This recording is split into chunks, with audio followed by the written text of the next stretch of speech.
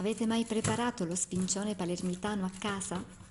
Con questo video voglio darvi la ricetta e tutti i consigli necessari per ottenere un risultato strepitoso. Per preparare la base dello sfincione mi serviranno circa 300 ml di acqua. Una parte la vado a scaldare sul fuoco per pochi secondi fino a quando non sarà giusto appena tiepida. In essa andrò a sciogliere 20 g di lievito di birra insieme a 10 g di zucchero. Per intenderci, l'acqua devo poterla toccare con le dita senza bruciarmi affatto, perché se fosse troppo calda non si attiverebbe la lievitazione. Nella ciotola della planetaria inserisco insieme le due farine setacciate, 250 g di farina zero, 250 g di semola di grano duro. Aggiungo anche l'acqua con il lievito sciolto e l'olio di oliva 30 g. Inserisco il gancio e posso iniziare ad impastare. Man mano, a poco, aggiungo anche la restante acqua. Dopo qualche minuto invece posso aggiungere in ultimo il sale. E qui con la dose vado ad occhio, quindi sale quanto basta. Lavoro ancora qualche minuto fino a quando l'impasto non si incorda al gancio. Ricordo che non è un problema se risulta troppo appiccicoso, perché adesso lo vado a togliere dalla ciotola, lo trasferisco su un piano infarinato, quindi con pochissima farina mi aiuto per renderlo più lavorabile. Faccio anche un giro di pieghe e do la forma al classico panetto. Vado ad oliare una ciotola capiente, metto all'interno il panetto, copro con pellicola e sposto in forno spento ma con la lucina accesa. Qui il panetto dovrà lievitare fino al raddoppio e ci metterà circa 2 ore. Nel frattempo comincio a dedicarmi al condimento, quello classico con il sugo di cipolle. Quindi cipolle bianche sono circa 5 o 6, insomma devono pesare all'incirca mezzo chilo. Le sbuccio, le taglio a fettine sottili. Prendo un tegame, verso un bicchiere d'acqua e aggiungo le cipolle.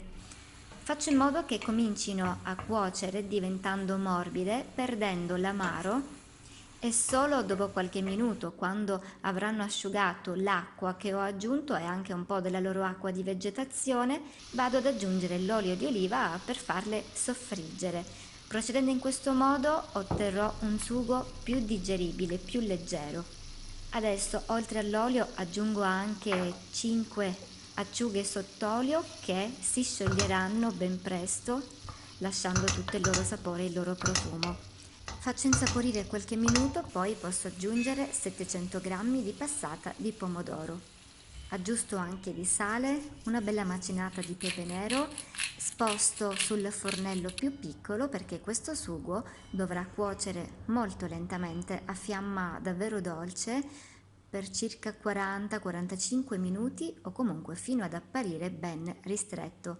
A questo punto si è conclusa la prima lievitazione, quindi l'impasto, comunque molto morbido, potrà essere rovesciato all'interno della teglia precedentemente oliata. Lo allargo delicatamente e poi la teglia la rimetto nuovamente in forno spento con luce accesa per la seconda lievitazione che durerà un'ora. È trascorsa un'ora, posso riprendere la teglia e iniziare a condire lo sfincione, quindi intanto distribuisco equamente le acciughe a pezzetti. Poi faccio lo stesso con il caciocavallo più morbido, quindi quello a cubetti.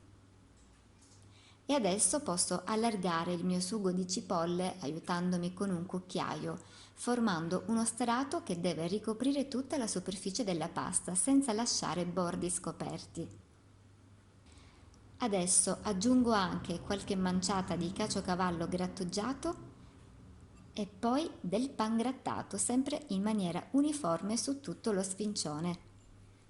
Infine un bel po' di origano che darà tantissimo profumo.